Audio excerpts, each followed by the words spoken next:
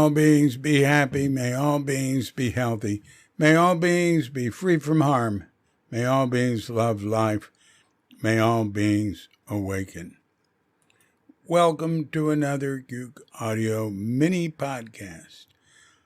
I pray that you and yours are safe and comfortable, free from economic hardship, and able to get out and do whatever it is you want within the limitations of the universal precept of do as little harm as possible. So today we have another brief memory of Shunryu Suzuki as reported in the Haiku Zendo Chronicles published in 1973. And so, as you know, that's where the Zen Mind Beginner's Mind lectures were given. So here's a memory from Dave Davenport. Yesterday, we had memories from his wife, Gertrude Davenport. Now, there's a name you don't see much anymore, Gertrude. Gertie, sometimes. Dave Davenport recalls, Suzuki Roshi liked to come to our house, particularly during those earlier years before his widened activities limited his time. He particularly liked our garden, which in some respects resembles a Japanese garden.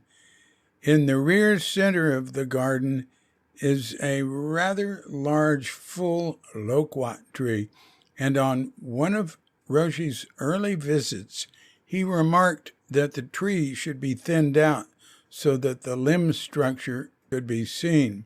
So, fitting action to his observations, he quietly changed into his work kimono and proceeded to trim the tree. He would get back and carefully survey what needed to be done, and then, climbing the tree, would cut away what he had decided needed to be removed. When he finished the job, the whole tree was transformed as only a skilled artist could do it. Thoroughly delighted with the transformation his artistry had effected, I remember asking him if he had had experience in tree care. He replied, "Oh yes, that was my job as a young man at the temple in Japan." On another occasion, I came home before lunch after a golf game and found Roshi and Gertrude in the garden. Roshi pointed out to me that one of 3 border shrubs on one side of the garden was improperly placed. I should add here that our garden was laid out by a most competent landscape gardener, and in planting these shrubs, I had followed the blueprints exactly. Roshi showed me that by moving the shrub, we not only exposed another shrub behind it, but also exposed some earth, which he said was beautiful. I remember saying that I had never been aware of what he had pointed out, but it was obviously right, and that one day I'll move it. I was tired from my morning's golf and hungry, and the last thing I wanted to do was to engage in such a major operation as replanting a fairly large shrub. But Roshi's response to my "I'll do it someday" was, "Let's do it now." And despite my protestations, he started digging and insisted on doing most of the work. Suzuki Roshi, quiet, unassuming, powerful, as only one who is at peace with himself and the world is powerful, and with a twinkle in his eye, is forever enshrined in our hearts and minds and in our garden.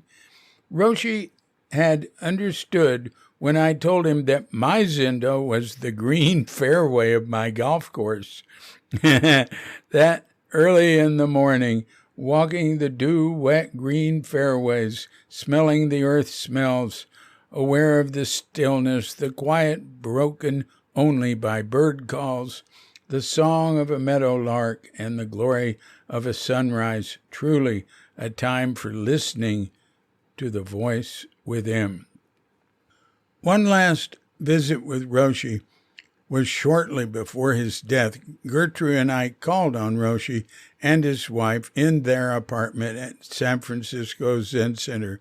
He was very weak but cheerful, and before we left, insisted on our having tea together. As we left, he smiled that wonderful smile, and weak as he was, he made the motion of swinging a golf club, a quiet way of saying, "Good luck and good golfing, David."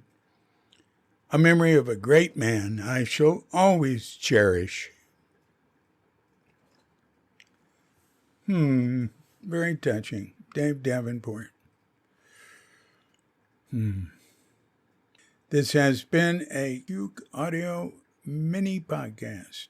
I'm DC Puba of Cuke Audio and Cuke Archives, coming to you from sleepy Sanur with Dogette Bandita, Feline Cuchita, and dear, lovely Katrinka. And we're wishing you and yours and all of us a grand awakening.